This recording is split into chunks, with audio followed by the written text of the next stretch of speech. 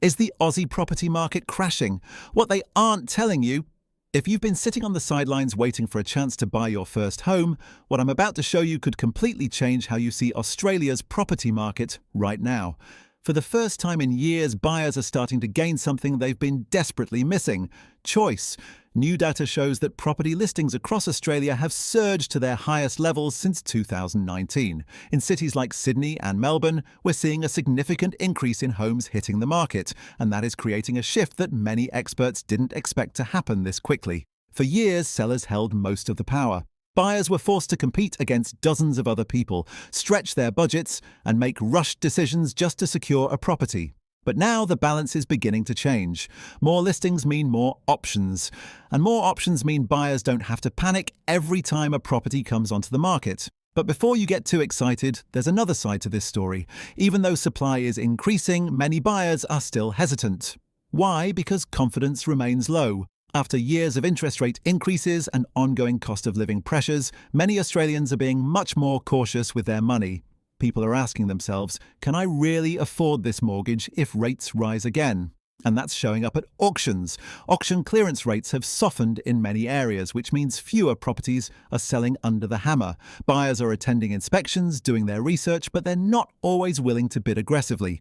In simple terms, buyers have more power than they did a year ago, but they're still being careful about how they use it. One of the biggest changes affecting the market is the recent pullback from investors. Following changes to negative gearing and capital gains tax policies, many investors have stepped back from purchasing property. According to market analysts, this retreat has happened surprisingly quickly. And here's why that matters to first home buyers. Less investor competition can mean less pressure at open homes and auctions.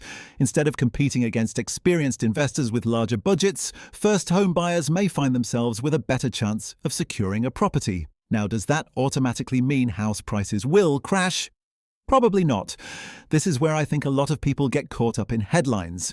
Whenever prices soften slightly, you'll hear predictions about a massive market collapse. But Australia's housing market is rarely that simple. What we're seeing looks more like a market that is slowing down and rebalancing rather than falling apart.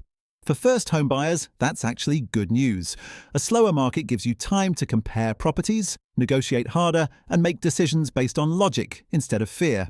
And honestly, that's something many buyers haven't been able to do for years. At the same time, there are still challenges. Borrowing capacity remains tight, affordability remains difficult, and many Australians are still struggling to save a deposit. So while conditions may be improving, buying your first home still requires careful planning and realistic expectations. If you're actively looking to enter the market, my advice is simple. Don't focus on trying to perfectly time the market. Focus on understanding your budget, researching your target suburbs, and being ready when the right opportunity appears. Because opportunities often show up when confidence is low and competition starts to ease. So here's the big takeaway. Australia's property market isn't crashing, but it is changing. Listings are rising, investor activity is slowing, buyers have more options, and first home buyers may finally have a little more breathing room than they've had in years. The question is, will you take advantage of it?